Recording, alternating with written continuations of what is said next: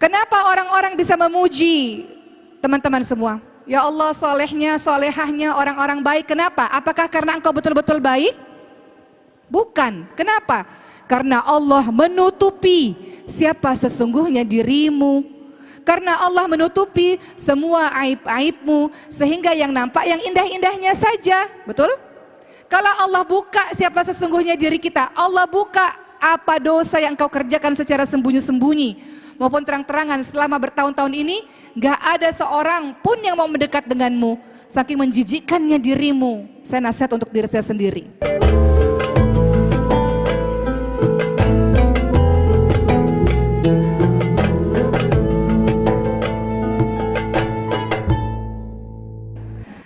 Ada satu kisah Sayyidina Zainal Abidin Ali bin Husain radhiyallahu anhu. Pada saat itu beliau sedang keluar dari rumahnya. Kemudian ada seseorang yang mengganggu beliau, dan kemudian para pengawal-pengawal beliau hendak menghardik orang tersebut. Tidak sopan kamu berlaku seperti ini kepada Sayyidina Zainal Abidin Ali bin Husain. Kemudian apa kata Sayyidina Zainal Abidin? Kata beliau, tahanlah kalian wahai para pengawalku dari menghardiknya. Kemudian Sayyidina Zainal Abidin mengatakan, ketika ada orang yang mengejek beliau di hadapan wajahnya beliau, apa kata beliau? Wahai Tuan. Apakah beliau marah? Tidak. Beliau katakan, wahai Tuan, sesungguhnya aku memiliki lebih banyak keburukan daripada yang Tuan katakan. Jadi orang ini yang mengejek-ngejek beliau, justru dibalas dengan beliau. Beliau mengatakan, sesungguhnya apa yang kau katakan ini belum ada apa-apanya. Keburukanku jauh lebih banyak daripada yang engkau tahu. Keburukanku jauh lebih banyak daripada apa yang engkau katakan. Maka dengan begitu beliau menjadi rendah hati, nggak marah. Karena apa yang beliau jelek-jelekan itu cuma sedikit dari keburukan yang dimiliki oleh Sayyidina Zainal Abidin. Maksudnya, kalau ada satu hari nanti seseorang mengganggu kita, menghardik kita, mencela kita, menjelek-jelekan kita, apa yang dia katakan cuma secuil dari banyaknya keburukan kita. Betul nggak teman-teman semua? Kenapa orang-orang bisa memuji teman-teman semua? Ya Allah, solehnya, solehahnya orang-orang baik. Kenapa? Apakah karena engkau betul-betul baik? Bukan. Kenapa? Karena Allah menutupi siapa sesungguhnya dirimu. Karena Allah menutupi semua aib-aibmu, sehingga yang nampak yang indah-indahnya saja. Betul? Kalau Allah buka siapa sesungguhnya diri kita, Allah buka apa dosa yang kau kerjakan secara sembunyi-sembunyi maupun terang-terangan selama bertahun-tahun ini, gak ada seorang pun yang mau mendekat denganmu, saking menjijikkannya dirimu. Saya nasihat untuk diri saya sendiri. Jadi apa yang dilakukan atau dikatakan oleh Sayyidina Zainal Abidin tadi, engkau mengata-ngataiku gak apa-apa, karena yang kau kata-katai baru secuil, baru sedikit dari keburukan yang aku miliki.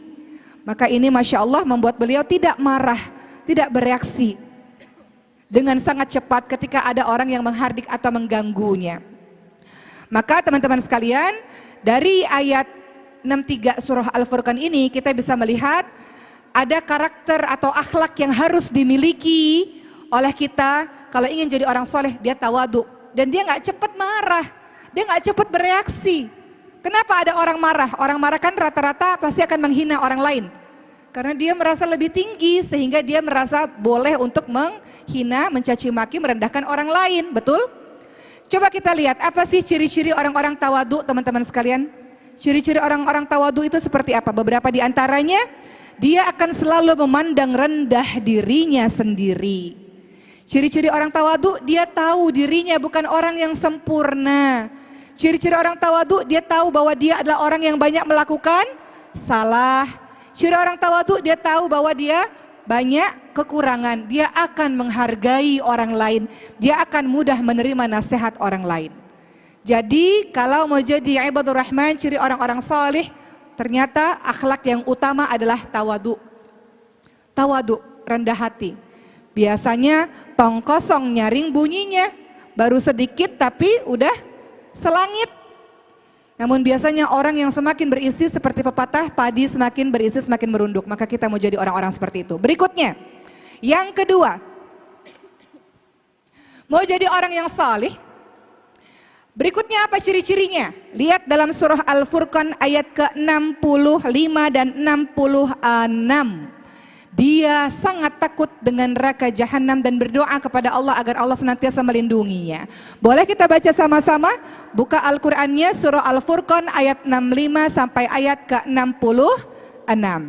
A'udzu billahi minasy syaithanir rajim. Bismillahirrahmanirrahim. والذين يقولون ربنا اصرف عنا عذاب جهنم إن عذابها كان غراما إنها ساءت مستقرا ومقاما. Lihat ini dan doa ini setiap saat. Kata Allah Subhanahu wa taala, orang-orang yang salih itu mereka adalah orang-orang yang selalu berkata, ya Allah, jauhkanlah azab jahanam daripada kami, karena sesungguhnya azab itu membuat kebinasaan yang kekal. Doa teman-teman sekalian. Doa tidak hanya urusan dunia saja. Kadang-kadang kita doa urusan dunia saja. Padahal dunia itu sebentar. Setelah dunia masih ada alam kubur, masih ada alam padang mahsyar, masih ada alam-alam berikutnya. Maka doa betul-betul agar Allah menjauhkan kita dari azab neraka jahanam. Dan dalam surah Al-Furqan 66 dikatakan, sungguh jahanam itu seburuk-buruk tempat menetap dan tempat kediaman. Ada beberapa orang di luar sana mengatakan, dosa saya ya dosa saya, itu urusan saya nggak takut sama yang namanya neraka. Ada beberapa orang yang mengatakan demikian. Dan kita jauh insya Allah dari orang-orang seperti itu. Kita minta kepada Allah Subhanahu wa taala dengan takut, dengan amat sangat ketakutan ya, agar Allah jauhkan kita dari azab neraka jahanam. Ini penting supaya kita tahu bahwa doa kita seimbang dunia dan akhirat.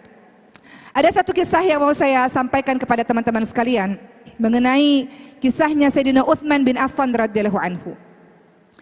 Teman-teman tahu Sayyidina Utsman bin Affan setiap kali melewati perkuburan beliau pasti selalu menangis terseduh-seduh. Kata para sahabat, ya Utsman bin Affan, kenapa engkau menangis terseduh-seduh? Kata Sayyidina Utsman bin Affan apa? Kubur adalah tempat pertama kali. Ketika engkau selamat di kubur, engkau selamat seterusnya. Ketika engkau tidak selamat di kubur, maka engkau tidak selamat seterusnya, masuk neraka jahanam. Jadi Sayyidina Utsman bin Affan sebelum beliau berpikir tentang neraka dan sebagainya, lewat kubur saja menangis terseduh-seduh, saking takutnya beliau dengan azab kubur teman-teman sekalian. Padahal orang yang saleh luar biasa. Maka penting bagi kita untuk membaca doa ini setiap saat, agar Allah jauhkan kita dari neraka jahanam. Saya nggak berlama-lama dalam ayat ini, karena saya mau agak lama di ayat berikutnya. Yaitu ciri orang-orang saleh adalah sholat malam. Kita baca boleh, karena saya mau agak panjang di pembahasan ini. Dalam surah Al-Furqan ayat ke-60, berapa? Oh tadi kita agak loncat ya, maaf. Kita baca dulu Al-Furqan ayat ke-64 boleh? Oke, ini ciri-ciri hamba Allah berikutnya tidak hanya berdoa kepada Allah dijauhkan dari neraka jahanam, tapi juga ciri-ciri hamba Allah berikutnya Al-Furqan 64, kita agak loncat tadi, dia tidak pernah meninggalkan sholat malam. Kita baca sama-sama Al-Furqan ayat ke-64. A'udzubillahi minasyaitonirrajim. Walladzina yabituna lirabbihim sujjadan wa qiyama. Apa kata Allah? Dan orang-orang yang menghabiskan waktu malam untuk beribadah kepada Tuhan mereka dengan bersujud dan berdiri. Gak sama. Orang yang senantiasa menjaga sholat malamnya dengan orang yang gak pernah sholat malam gak sama. Sholat malam dimulai dari ba'da isya sampai subuh. Namun waktu yang terbaik untuk melaksanakan sholat malam adalah di sepertiga malam terakhir. Apa kata Rasulullah? Allah turun ke langit dunia, siapapun yang berdoa Allah akan kabulkan, siapapun yang minta Allah akan berikan, siapapun yang minta ampun Allah akan ampuni. Ya. Dalam surah Al-Furqan ayat 64 kita diminta untuk gemar qiyamul lail, menghidupkan malam. Setidaknya 2 rakaat saja. Di malam-malammu itu engkau bangun dan engkau menangis, minta kepada Allah Subhanahu wa taala. Kenapa enggak bangun salat malam? Enggak merasa perlukah kepada Allah Subhanahu wa taala? Bagaimana mungkin kita bisa menjalani kehidupan kita tanpa kita minta tolong sama Allah Subhanahu wa taala? Dalam perjalanan kehidupan kita enggak semuanya bahagia, betul? Dalam perjalanan hidup kita enggak semuanya apa yang kita inginkan tercapai, enggak semuanya. Siapa yang bisa tolong kita? Allah. Saya mau cerita sedikit boleh enggak teman-teman sekalian tentang kisah ibu saya kemarin. Saya sering kali cerita ini, kemarin kami haji. Ibu saya terkena serangan jantung. Mohon maaf kalau teman-teman pernah mendengar cerita ini, saya cerita berulang. Karena saya mau cerita betapa dahsyatnya sholat malam. Dan ibu saya berhenti nafas selama 5 menit. Dan tubuhnya dingin. Dan berwarna pucat. Biasa kalau kita lihat jenazah itu dingin dan pucat. Warna kulitnya berbeda dengan warna kulit kita, betul? Ibu saya dimasukkan ke ruang ICU 11 hari di kota Mekah. Dokter mengatakan singkat cerita, keadaan ibumu sangat sulit dan sangat berat. Namun tidak ada yang tidak mungkin bagi Allah Subhanahu wa taala. Di depan ada Ka'bah, ada Baitullah, engkau bisa berdoa kepada Allah Subhanahu wa taala. Maka yang saya lakukan, salat malam, qiyamul lail dari jam 2 pagi sampai jam 6 pagi. Dokter mengatakan sangat-sangat sulit. Beberapa kejadian di ICU tidak bisa bertahan. Kedua mungkin bertahan tapi cacat. Ketiga tiba-tiba sembuh dengan izin Allah. Banyak kejadian seperti itu. Maka ketika dokter mengatakan memang kasus ini sangat sulit karena ibumu sudah berhenti nafas dengan ventilator selama 11 hari, sangat sulit keadaan ini, maka yang saya lakukan adalah qiyamul lail di tempat terbaik, di waktu terbaik. Dan singkatnya setelah 11 hari, pada saat ibu saya mau dipindahkan ke tempat lain untuk dilakukan tindakan pembolongan leher, karena kita nggak bisa pakai ventilator seterusnya teman-teman semua, tiba-tiba ibu saya dinyatakan sembuh. Dan hari ini sehat dan sembuh, alhamdulillah. Dokter mengatakan kejadian ini sangat langka karena tidak semua orang bisa bertahan. Ibu saya sudah di CPR sampai tulang dadanya retak. Kemudian dokter mengatakan kejadian ini sangat langka, namun saya menceritakan ini sebagai sebuah hikmah bagi teman-teman semua. Gak ada yang gak mungkin bagi Allah Subhanahu wa taala. Kadang-kadang dalam kehidupan kita terasa sangat sulit.